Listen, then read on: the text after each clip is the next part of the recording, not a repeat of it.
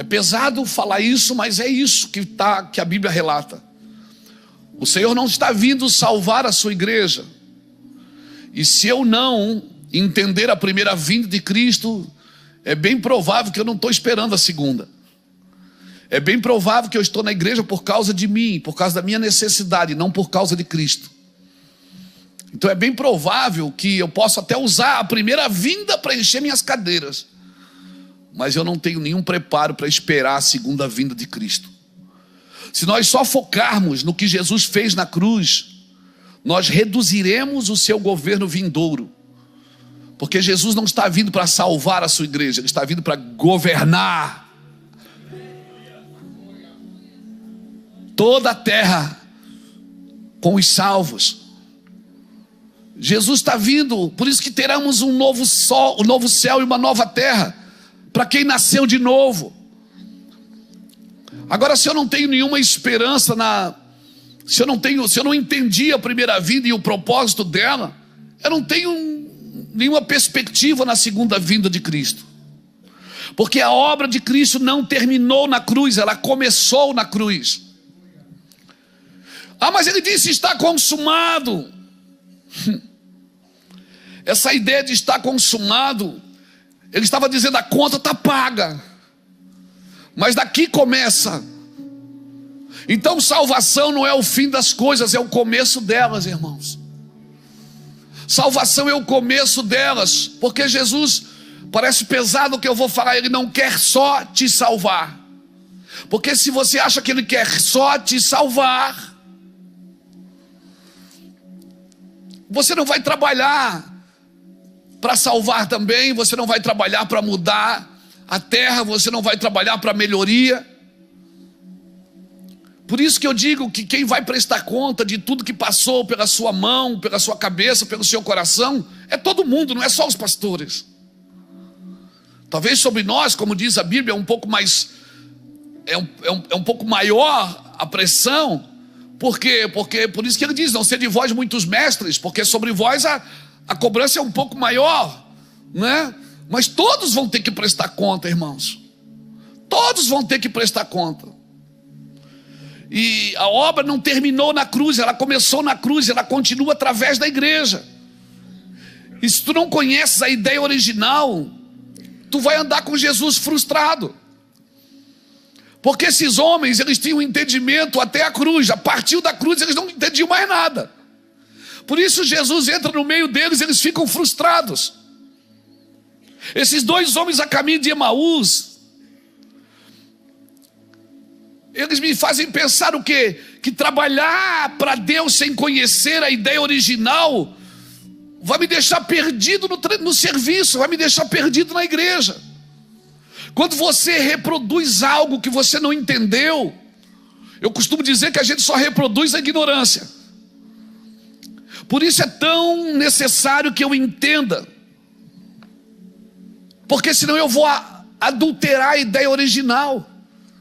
Eu estou aqui porque eu fui salvo por Cristo, mas eu não fui só salvo por Cristo, eu fui reposicionado em governo, um governo que Adão perdeu. E eu preciso ser reposicionado, porque eu corro o risco de ser alguém salvo por Cristo e governado por tudo que me rodeia. Governado pelo medo, pela culpa, pela indiferença, pela necessidade ou pela fartura. Porque tem gente que é governado pela fartura. Eu preciso entender a movimentação original de Deus, irmãos. E para mim, se eu quero entender como Deus faz, eu preciso entender como Deus fez com o primeiro homem, que foi Adão. Então põe para mim aqui, Gênesis capítulo 1, versículo 26. Vamos partir do primeiro homem, diz assim, Gênesis 1, 26. Também disse Deus, façamos o homem à nossa imagem, conforme a nossa semelhança, tenha ele domínio sobre os peixes do mar, sobre as aves do céu, sobre os animais domésticos, sobre toda a terra e sobre todos os répteis que rastejam pela terra. Deus criou o homem para quê? Para ter domínio. Deus não criou o homem para... Deus não disse, Adão, eu vou te salvar. Deus disse, Adão, domina. Olha o verso 27. Criou Deus, pois o homem à sua imagem, a imagem de Deus o criou, o homem e mulher os criou. Verso 28, paramos aqui. E Deus os abençoou e lhes disse: frutificai, sede fecundos, multiplicai-vos, enchei a terra e sujeitai-a, dominai sobre as 3 esferas: água, ar e terra. Domine sobre a terra, domine sobre a água, domine sobre o ar, domine sobre as aves, sobre os peixes, sobre os animais. Mas você não vai ver aqui Deus dando domínio para um homem sobre outro homem. Essa cultura de um homem querer dominar outro homem é uma cultura do diabo. É uma cultura do inferno. Por isso que comunismo é do diabo. Pegou? Porque Deus não deu autoridade para um homem governar outro. Ele disse: domine sobre todas as coisas, peixes, aves e animais. Agora perceba, Deus disse: frutifica, multiplica, enche a terra e sujeita tudo, ou seja, bota tudo debaixo do seu governo. Aí você ouve o pastor Jacques dizer assim: ó, vem aqui, a gente vai ter um trabalho com os empresários aqui, irmãos. Aí o cara vem aqui, ele pensa que ele vem aprender a ganhar dinheiro, a multiplicar. Não é multiplicar, primeiro você tem que frutificar, porque você não pode multiplicar o que você não frutificou. Pegou? Eu frutifico como? Como marido, como esposa, como pai, como filho, como patrão, como empregado, tendo rotinas de obediência na minha vida. As rotinas de obediência na minha vida vão me dar frutos. Muita gente está dando resultado, mas não está dando fruto. E o que Deus celebra é o fruto, não é o resultado. E pasmem, muita gente para dar fruto vai ter que parar de dar resultado. Como assim, pastor? Porque a gente acha que dando resultado está dando fruto. Não, o resultado é para os outros ver. Fruto, quem vê em você é um só. Deus vê o teu coração, Deus vê as tuas intenções, Deus vê as tuas vontades, as tuas paixões. Amém? Deus sabe se você está dando fruto ou não. Por isso que antes de ensinar um homem a ganhar dinheiro, ensine ele a dar fruto. Amém? Antes de você ensinar a vender, a comprar, a pagar, a multiplicar, porque multiplicar é de Deus. Diga comigo, multiplicar é de Deus. Diga, multiplicar é de Deus. Tem gente que acha assim, ó, o pastor é de Deus, o coach é do diabo. Não. Não, senhor. Eu conheço muitos homens de Deus, muitas mulheres de Deus, que não estão no púlpito pregando, mas estão ensinando as pessoas a frutificar. Quer ser um bom empresário? Seja um bom marido, seja um bom pai, seja um bom filho, e certamente tudo que você botar a mão vai multiplicar, irmão. Você vai multiplicar em tudo que você fizer. Amém? Amém? Você não precisa ser um grande empresário para ensinar alguém a multiplicar. Você precisa ser um bom marido, um bom pai, um bom cidadão, um bom homem, uma mulher abençoada, uma boa mulher. Você está me entendendo? Olha o que Deus diz. Você primeiro primeiro Deus fez o quê? Abençoou. Depois Deus disse: agora você frutifica, depois você multiplica, depois você enche, e depois você pega tudo e governa sobre isso. Ou seja, tudo que você prosperar, ganhar e fizer não vai governar você, é você que vai governar tudo isso. Por quê? Porque eu te abençoei para isso. Porque tem gente que enriquece, mas perde a família, perde os filhos, perde a casa, perde a mão. Por quê? Por quê? Porque não sujeitou. Você tem que sujeitar quem te abençoa. E quem é que te abençoa? É Ele, irmão. É Ele que te abençoa, frutifica, multiplica, enche a terra e sujeita tudo. Por quê? Porque dominar vem de pisar. Quando a Bíblia diz em Salmo 91, pisarás o leão e a áspide, está dizendo o quê? Você vai governar sobre ele. Em breve o Deus de paz vai fazer o quê? Vai pisar, vai esmagar a cabeça da serpente. Cabeça fala o quê? Do quê? Governo. Pisar fala de domínio. O que é que o Senhor está dizendo para ti? Que Ele tem poder e domínio para pisar a cabeça, o governo do diabo. Aleluia! Sim! Quando você pisa na cabeça,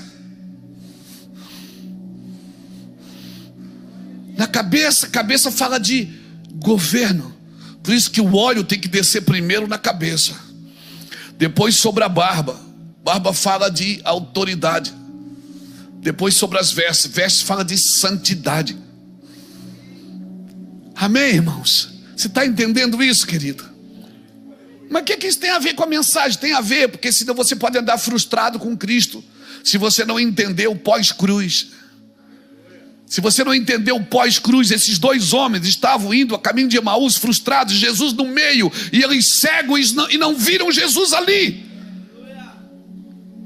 Irmão, quando Pedro e João declaravam: o reino de Deus está vindo, o reino virá, era uma ameaça para todos os outros reinos. Por que todos os reinos da terra se levantam contra o reino de Deus? Porque o reino de Deus é uma ameaça para todos os outros reinos. Porque Herodias, através da dança da sua filha Salomé, pediu a cabeça de João Batista. Porque João Batista sentenciava todos os outros reinos quando ele dizia: o reino dos céus está vindo, arrependei-vos. O evangelho do reino traz ameaças políticas. Por quê? Porque quando o reino de Deus chega no lugar, ele domina o território. Ele domina o território, irmãos. Então quando ele falava: o reino de Deus está vindo, ele dizia: meu Deus, nós vamos... Os governos tinham medo. Até hoje tem. Até hoje tem.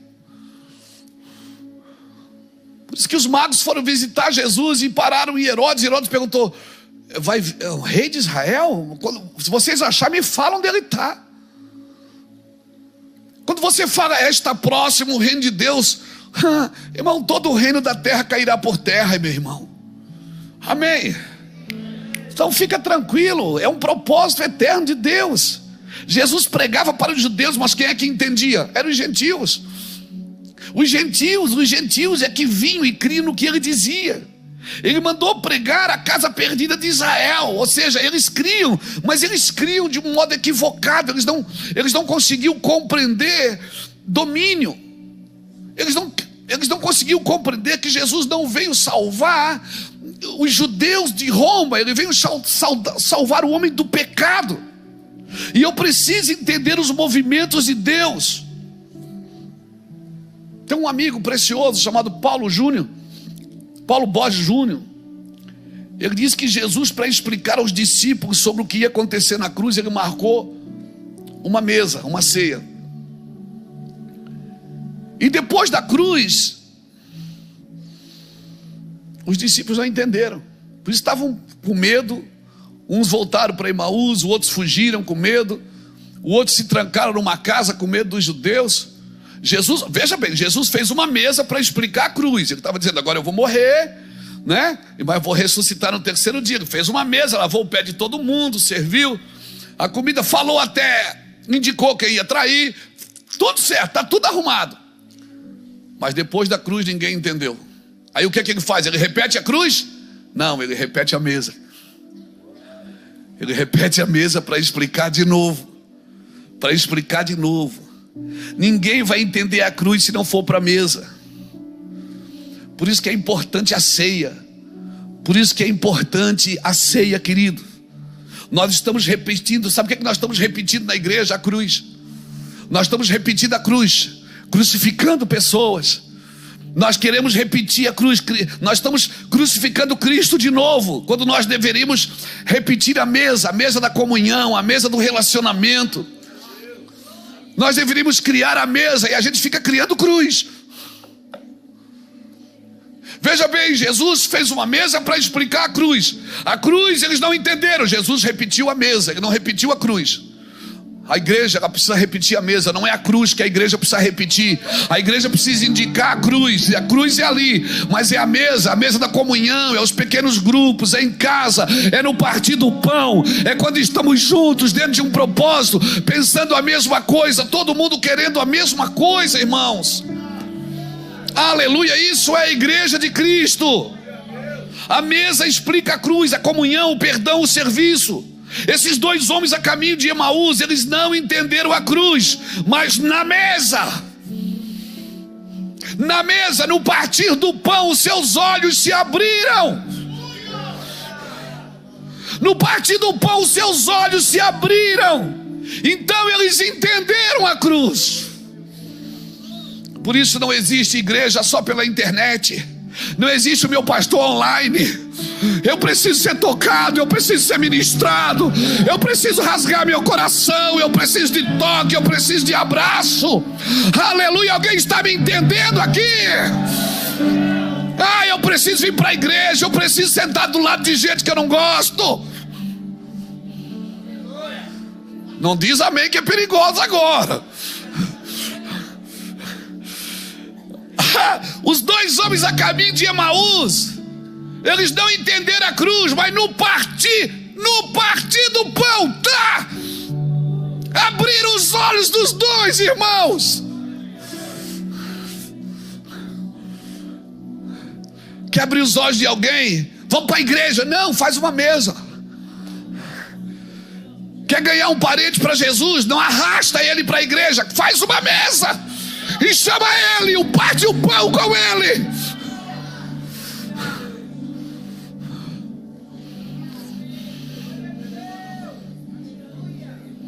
Quer reatar uma amizade perdida? Faz a mesa. Quer reatar um filho distante? Faz a mesa para ele. Davi já dizia: prepara uma mesa na presença dos meus inimigos, unge a minha cabeça com óleo e o meu cálice transborda. Aí tem gente que lê isso, mas é tão fariseu que ele diz: agora os meus inimigos vão ver.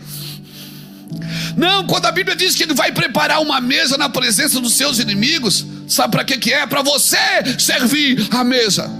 Porque se seu inimigo tiver fome, dai de comer. Se ele tiver sede, dai de beber. Porque fazendo assim, juntarás brasa viva sobre a tua cabeça. Aleluia, aleluia. Como é que é? Então o Senhor está dizendo que Deus vai preparar uma mesa na presença dos meus inimigos?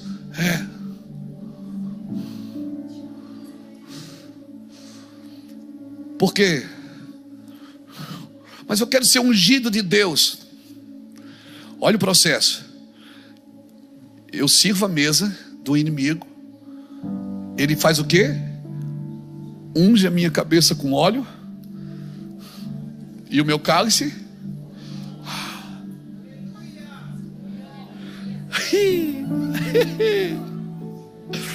Isso é viver na unção.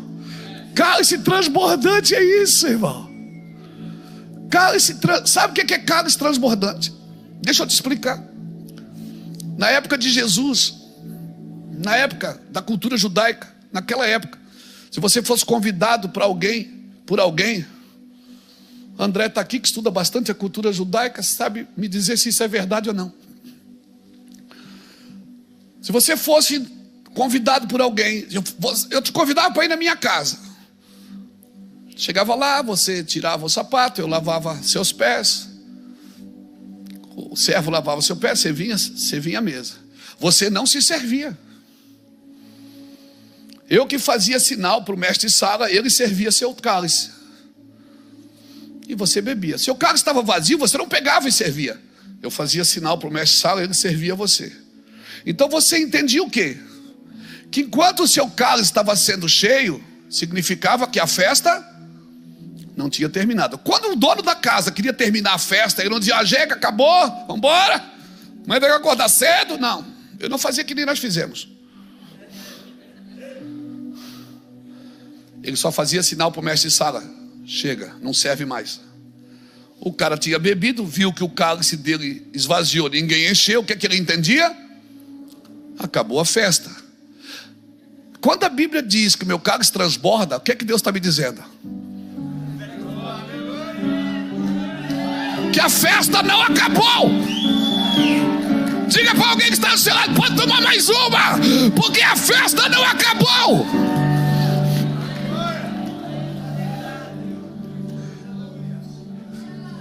E se no próximo culto ele encher de novo, é porque a festa ainda não acabou. E se no próximo ele encher de novo, é porque a festa ainda não acabou. Aleluia! Mas respeita o processo, serve a mesa. E se ele tiver fome, dá de comer. Se ele tiver sede, dá de beber. Juntando brasa viva sobre a sua cabeça. Isso vai acontecer. Revelações. Ela é despejada por pessoas que só tem por inimigo o diabo. Revelações, sabedoria e graça é despejada na mente de pessoas que só tem por inimigo o diabo. Seu inimigo não é o crente da outra igreja. Seu inimigo não é alguém que te fez mal. Seu inimigo é o diabo, o inimigo das vossas almas, e ponto final. Aleluia. Aleluia. Só que para ir para a mesa você precisa viver a experiência da cruz. Deixa eu te falar uma coisa, e eu quero profetizar, e isso entenda no seu espírito. Dias virão que as pregações não surtirão mais efeito. Dias virão que as visões não surtirão mais efeito.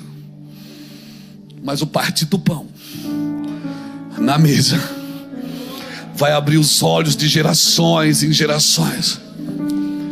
A igreja no mundo, muitas décadas atrás, centenas, milhares de anos atrás, ou centenas de anos atrás, ela já foi impedida de se reunir.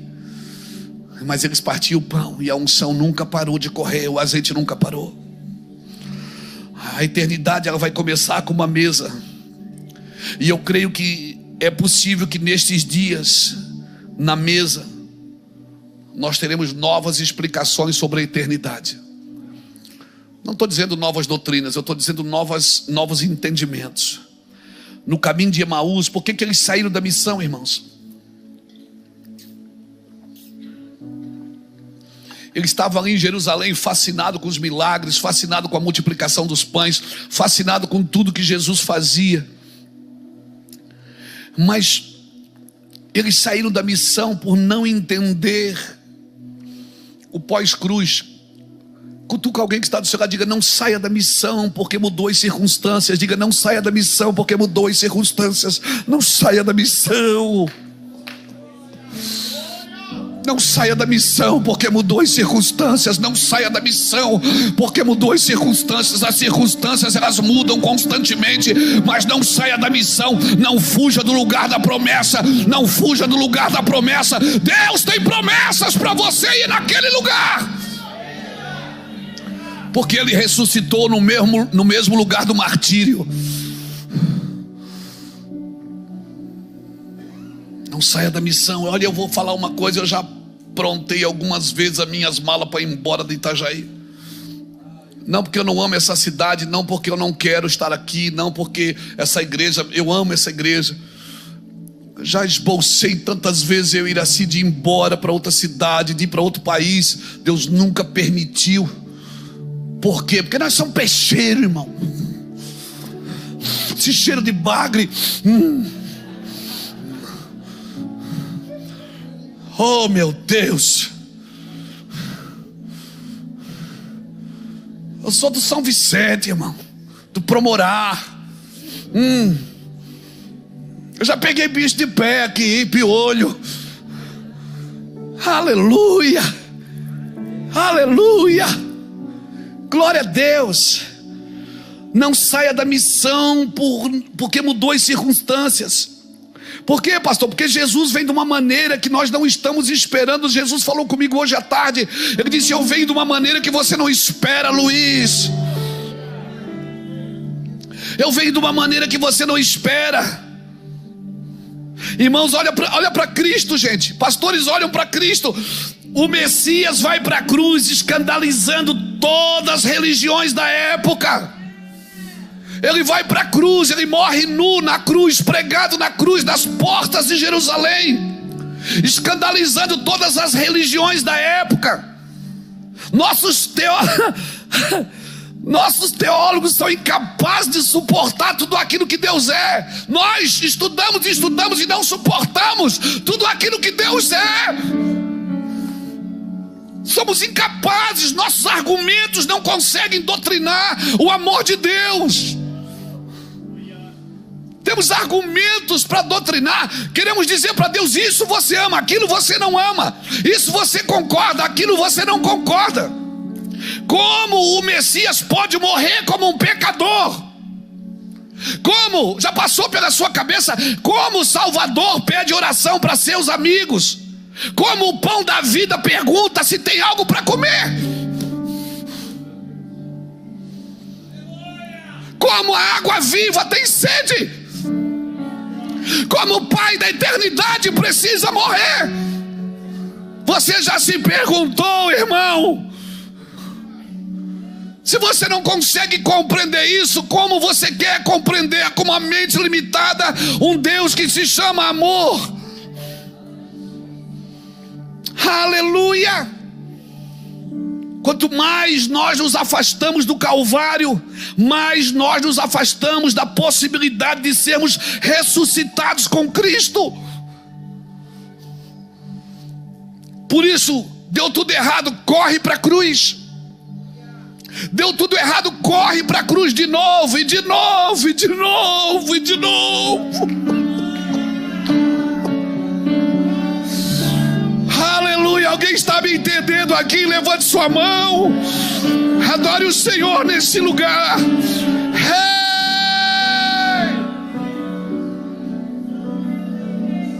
Aleluia.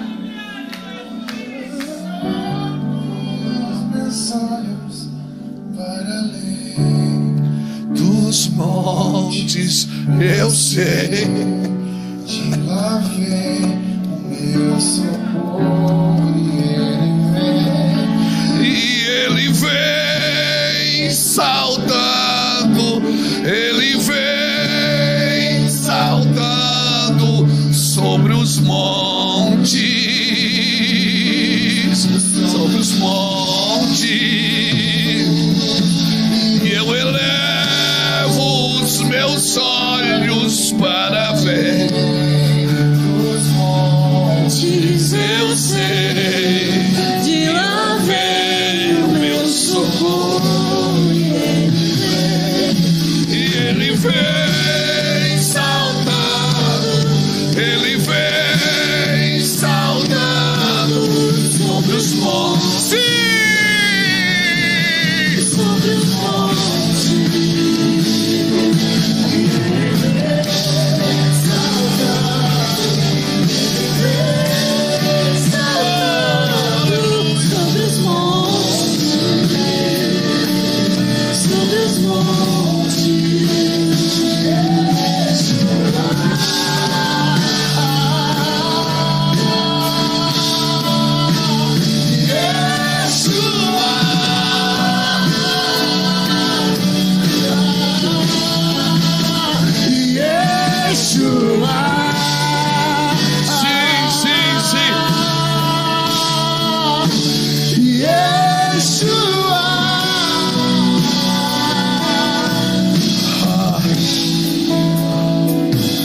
eu vou te falar, nós corremos para Emaús porque nós não concordamos da forma que ele faz.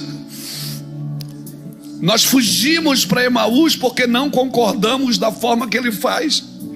Nós fugimos do Gólgota e queremos entender o futuro.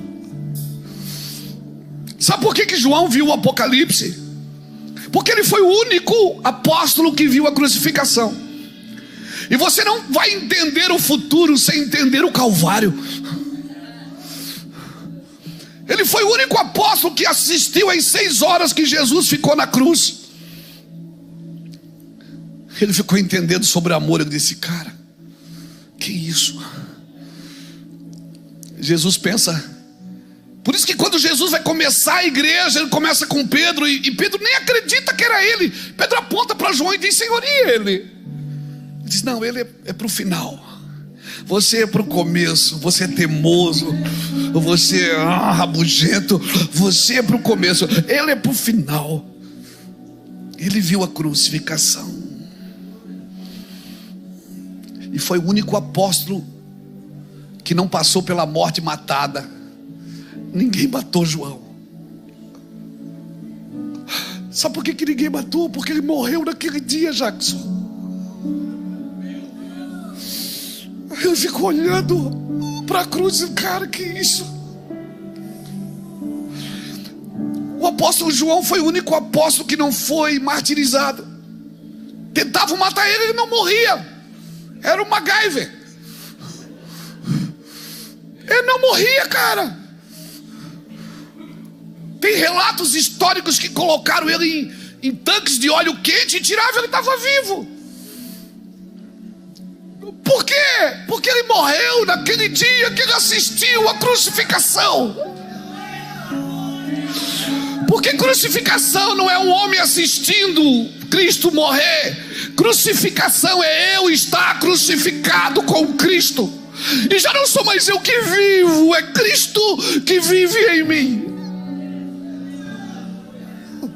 E até que eu não tenha esse sentimento, eu não entendi o Calvário. Se eu ainda acho que tenho direitos e direitos e ter direitos, eu não entendi o Calvário. Se eu saio atropelando tudo e a todos para me dar bem na vida, eu não entendi o Calvário. Eu não me conformo como pessoas suportam um evangelho de mentira, onde põe o homem no centro e diz: você é o vitorioso, Deus vai te abençoar, Deus vai fazer, você é o homem. Não, você não é nada. Você não é nada, você só é alguma coisa porque encontrou Jesus no caminho e Ele mudou a sua história, mudou a sua vida. Você não é nada, você não é nada, você não é nada.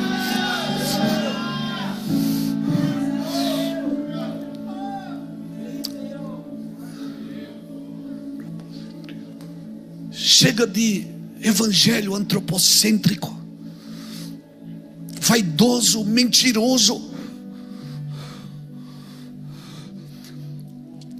Se já morremos com Cristo, nós não podemos tirar Cristo do centro. E como disse o Jackson aqui, até para ganhar dinheiro eu tenho que aprender com Ele. Até para dominar as minhas finanças, a minha saúde, eu tenho que aprender com Ele. E Jesus ama quando você senta com Ele e diz: Senhor, me mostra como faz. E você vai se assustar, porque Ele vem, senta e te mostra como faz. Aleluia, alguém está me entendendo aqui? Aleluia. Então, se você sabe e conhece alguém que está sendo ludibriado pelo evangelho de mentira, de engano, por favor, abre os olhos dessas pessoas. Como? Parta o pão para elas.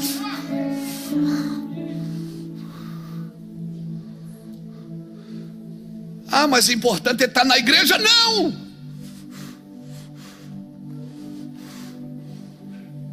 Do que adianta estar numa igreja que eu não desfruto do benefício de Cristo? Se você sabe de alguém que está ouvindo um evangelho, negociando com Deus suas finanças, sua carreira, sua vida, acorde essas pessoas, chame elas para uma mesa, parta o pão com elas. Por favor, irmãos, pastores, vocês que são coaches, que ensinam essas pessoas, parte o pão com elas, Fernanda. Parte o pão com elas, irmãos. Parte o pão com elas, chame elas. Olha, você precisa ouvir o evangelho. Não, por favor, pregue Cristo crucificado. O evangelho é loucura. Uns querem sinais, outros querem poder, outros querem ambição, mas nós pregamos a Cristo crucificado. Cristo crucificado e ressurreto. Fugimos para o Gólgota e queremos entender do futuro. Ah, eu vou sair da igreja porque eu não concordo. não está de acordo com aquilo que eu esperava, não está de acordo. Tem lugares que eu não concordo e eu preciso estar. Por quê? Porque o meu partir do pão abre olhos de pessoas. Ou você acha que como pastor presidente eu concordo com tudo que acontece aqui dentro?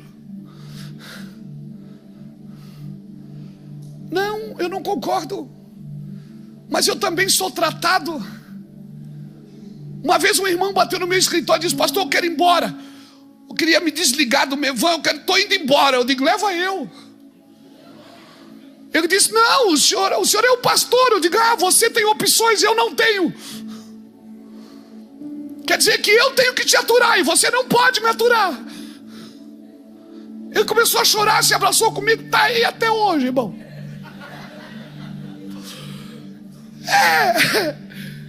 Porque nós precisamos entender isso. Nós estamos sendo restaurados um pelo outro.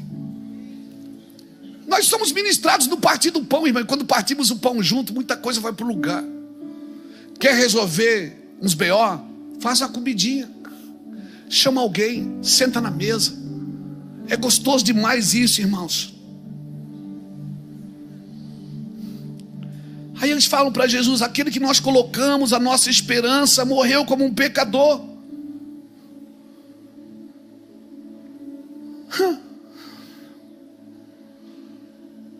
Isso não está de acordo com aquilo que eu acredito. Aqueles homens estavam dizendo para Jesus: isso não está de acordo com o que eu acredito. Nós botamos nele a nossa esperança e ele morreu como um pecador, nu, peladão, pendurado numa cruz. E agora o que fazer? A realidade presente estava ali, irmão, ressurreto, no meio deles, e perguntando: o que está acontecendo?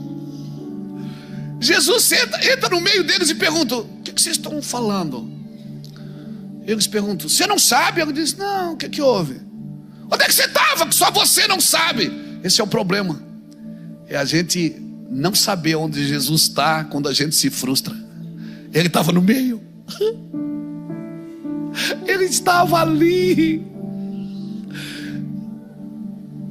Ele estava ali no meio e eles não viram, porque a frustração cega. Porque o que é frustrar? É esperar um resultado que não veio. Quando você espera um resultado que não veio, você frustra. Agora você precisa entender que cristianismo já tem um fim determinado. E Deus não vai fazer como você quer, Ele vai fazer como já está escrito. E vai acontecer exatamente como está escrito. E nós estamos aqui para cumprir o que está escrito. E o dia que você se alistou para esse exército, você só botou a farda, pegou a ferramenta, pegou a arma, pegou o cantil d'água, pegou o pão, pegou o capacete da salvação, o escudo da fé, a espada da lei, a couraça da justiça, e você foi para a trincheira. E agora só espera a ordem do general, porque na hora certa você vai entender todas as coisas. O que eu faço agora tu não entendes, mas tu entenderás depois. Aleluia! Aleluia! A realidade presente estava ali. Jesus ressurreto pregou para os dois e eles não se converteram. Jesus pregou para os dois, Lapa, e eles não se converteram, não abriram os olhos. Imagine nós. Se Jesus estava ali no meio, não abriu os olhos dele, tu acha que é fácil abrir o nosso? O Jesus ressurreto pregou para os dois. Aí quando chegou na estalagem, na aldeia, eles disseram: fica com a gente. Jesus: não, tem que ir. Eles queriam que Jesus ficasse com eles. E Jesus queria o quê? Que eles voltassem para o lugar da promessa. Volta para o lugar da promessa. E esse lugar não é geográfico. Hoje para você não é geográfico, é um lugar aqui dentro e aqui dentro. Volta para o lugar da promessa aqui dentro. Você tem uma promessa. Se a realidade não condiz com as tuas conclusões, se cruzou a linha de chegada e não chegou como você queria, ei, dá tempo ainda, meu amigo. Dá tempo de fazer as coisas do jeito de Deus. Se pregando eles não se converteram, aí Jesus entra no plano B. Ou seja, vai para a mesa com eles: vamos comer, vamos tomar um café. E no partir do pão, os olhos deles se abrem. E quando os olhos se abrem, Jesus desaparece. Já viu que coisa? Você está na igreja, está buscando, está chorando, está rindo, está levantando a mão. Ai meu Deus, está uma glória, está uma glória. Aí quando abre os seus olhos, Jesus desaparece. Aí você fica, mas o que é que aconteceu? Será que eu não sou mais espiritual? Que paradoxo é esse? Com os olhos fechados, Jesus estava ali. Com os olhos abertos, Jesus saiu. Por quê, pastor? Porque nós queremos uma forma de fazer. Nós queremos ver do nosso jeito, fazer do nosso jeito. E Jesus só quer partir o pão. Querido, nós temos centenas, para não dizer milhares de denominações na terra. Mas não existe uma visão uniforme para a igreja. Se a igreja é multiforme, a visão das igrejas sempre vão ser multiforme.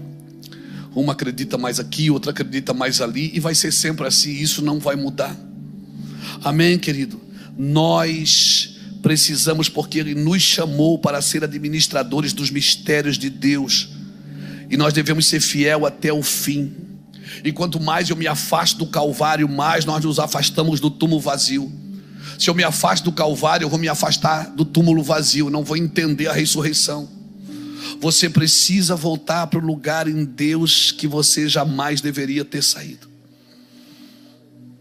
Deixa eu falar isso profetizando. Fala para a pessoa que está do seu lado: você precisa voltar para o lugar em Deus que você jamais deveria ter saído. Ressignificar o propósito. Que mais? Recalcular a rota. Que mais? Voltar para Jerusalém e se tornar uma testemunha viva. Porque eu acho que eu preciso estar sempre em prosperidade para ser útil. Que eu preciso ter sempre recurso em todo tempo, em todo tempo. A Bíblia não diz que você tem que ter todo o tempo dinheiro. Ela diz que em todo tempo seja alvo as tuas vestes, e nunca falte o óleo sobre a sua cabeça. Você pode ter necessidade no bolso, na gaveta. Você pode ter necessidade de recurso no momento, mas que nunca falte óleo sobre a tua cabeça. E que nunca falte. Você vai passar uns perrengues na vida? Vai ter dia que você vai estar lá em cima. Vai ter dia que a roda gigante vai parar com você lá em cima, você vê a cidade toda. Vai ter dia que você vai parar lá embaixo, você não está vendo nada. Mas que nunca... Pode faltar o recurso? Pode faltar? Pode faltar? Pode. Eu vou olhar para esse lado também. Pode faltar? Pode. O que é que não pode faltar? Não pode faltar óleo sobre a cabeça e pureza no seu coração. Não pode faltar vestes brancas e não pode faltar óleo sobre a sua cabeça. Que nunca falte isso. Então eles voltaram para o lugar da promessa. Quando abriu os olhos, eles voltaram para o lugar da promessa, que é o mesmo lugar que ele ressuscitou. O mesmo lugar da morte do Messias foi o mesmo lugar da ressurreição. Tanto é que até hoje, quando você vai em Jerusalém de caravana, a gente faz tudo num dia só. O Calvário, o jardim do túmulo, porque é tudo perto. É tudo muito perto. Esse é o problema. Você quer fugir dali para não ver mais a cruz.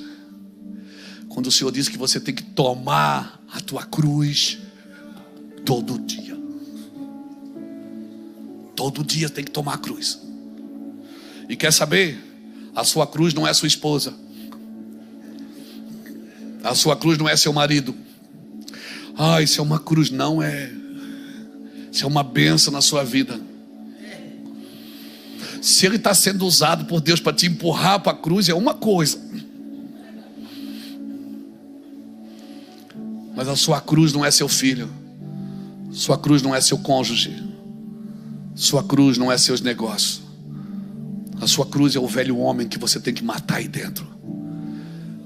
Que ele acha que sabe mais do que você.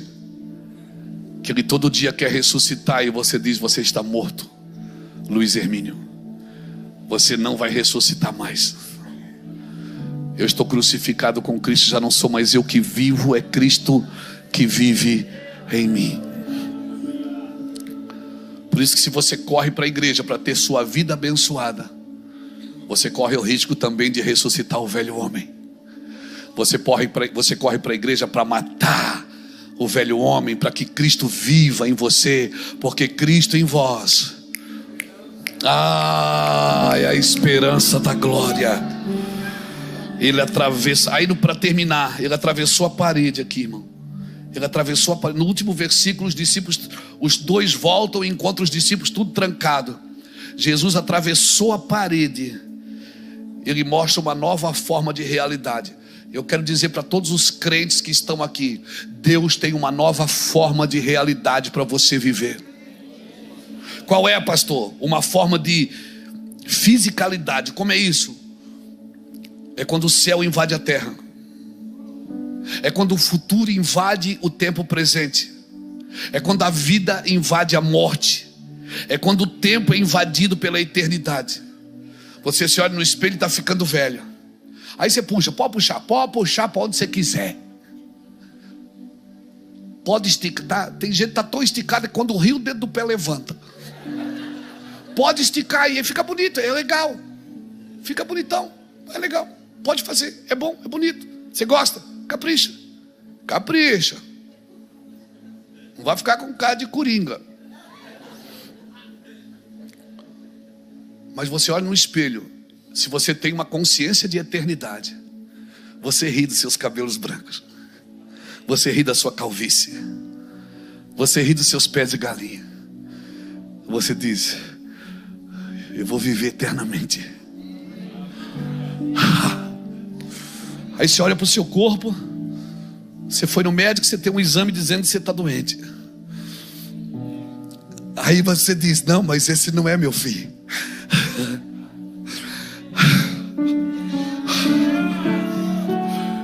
Essa é a nova forma de realidade. Quando a vida invade a morte, quando o futuro invade o tempo presente.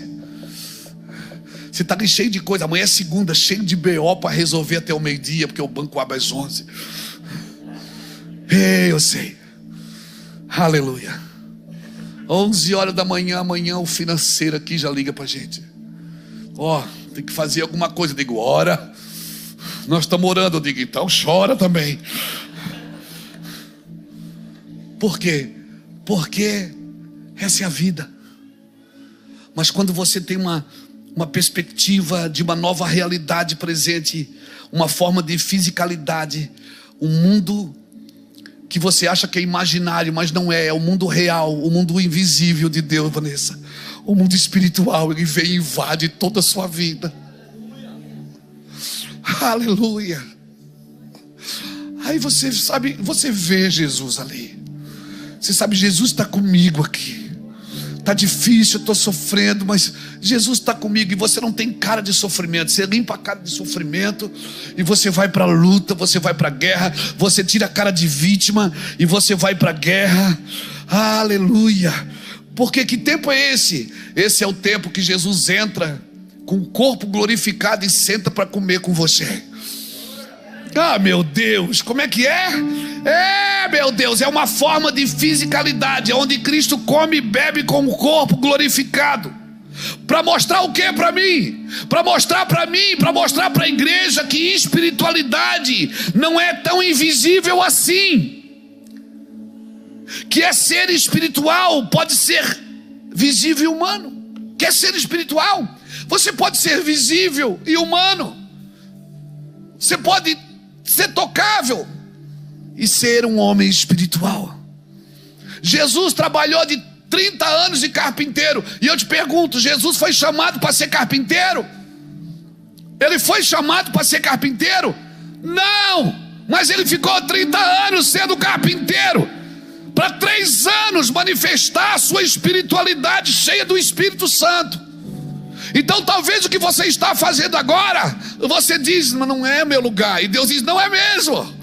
Eu só estou preparando você para aquilo que está por vir. Talvez você tenha que servir num lugar que não é para você, para quando o lugar que é para você chegar,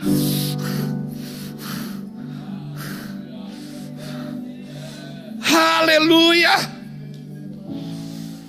Meu Deus, que realidade é essa? A realidade de Cristo. Existem derrotas que são mais valiosas do que vitória. Como é que é? Existem derrotas que são mais valiosas do que vitória. Por exemplo, Davi casou com Mical.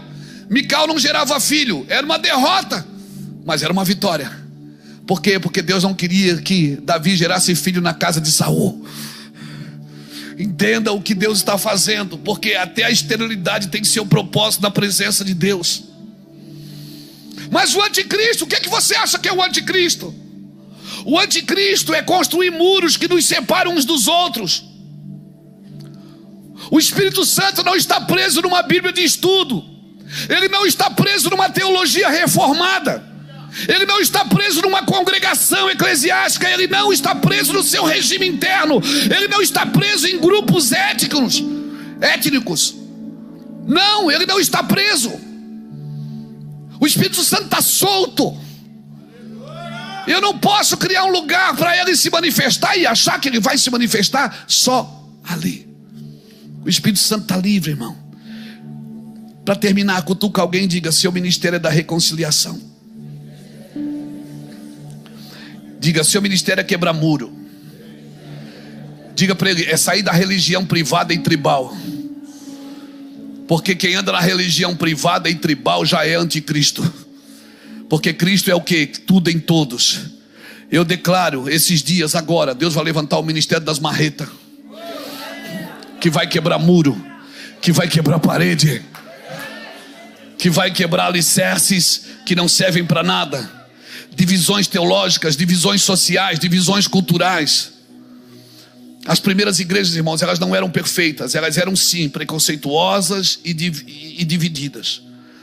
Aí Deus levanta Paulo, que derrubou tudo, misturou tudo, que até confrontava os cristãos, que quando estava com o judeu era de um jeito, quando estava com o gentil era de outro. Agora é para encerrar mesmo. A estratégia de abrir os olhos de crentes ainda é o partir do pão. Amém? Você pode vir nesse culto e o coração está queimando e você está cego e não está enxergando Jesus. Um disse para o outro: você lembra quando o nosso coração queimava? Jesus disse: o coração deles queimava, mas eles não abriram os olhos. Você pode vir num culto como esse, sentir o amor de Deus, sentir a presença, sentir a unção, e as escamas dos seus olhos não caírem. Porque as escamas só podem cair quando você tem o entendimento do Calvário. Amém? Jesus abre os seus olhos para quê? Para você voltar para o foco, para aquilo que Deus tem para você. Se seus olhos foram abertos ali, se os olhos daqueles homens foram abertos enquanto eles comiam, eu espero que enquanto você esteja comendo essa palavra, seus olhos também estejam abrindo. Amém, querido? Não pense que os movimentos de agora é só sobre vinho novo. Não, os movimentos de agora é sobre os odres novos que Deus está preparando. Sabe, muitos de nós cristãos antigos, vamos dizer assim, que estamos 20 anos, 30 anos servindo ao Senhor, muitos de nós muitas vezes não celebram mais as coisas novas. E nós precisamos nos refazer em Cristo. Nós não podemos perder a paixão, as lágrimas de ver um convertido novo se entregando para Cristo, de ver um milagre. Parece que a gente já viu tudo e parece que nós não temos mais nenhuma sensibilidade espiritual. Isso é perigoso, irmãos, porque a gente vive no piloto automático. Não permita que isso aconteça na sua vida, no seu ministério. Quando você perceber que não tem mais lágrima nos seus olhos, que você não se sensibiliza mais quando lê as Escrituras, e se você está aqui com o coração queimando enquanto ele fala, e mesmo assim não está enxergando, deixa eu te ajudar a abrir os seus olhos. Não use a necessidade das pessoas para suprir suas vaidades. Deus nos chamou para fazer justiça aos menos favorecidos. Se você não tem expectativa na segunda vinda de Cristo, é bem provável que você vai usar a primeira vinda só para suprir vaidade, só para ter um ministério relevante, só para ter um negócio relevante, porque eu sou de Cristo e Cristo me abençoa, e abençoa mesmo. Mas não pense que os movimentos de agora é só sobre um uma nova unção que Deus vai derramar. Não, eu não vejo que não tem só sobre uma nova unção. Os movimentos de agora, eles são para preparação do odre.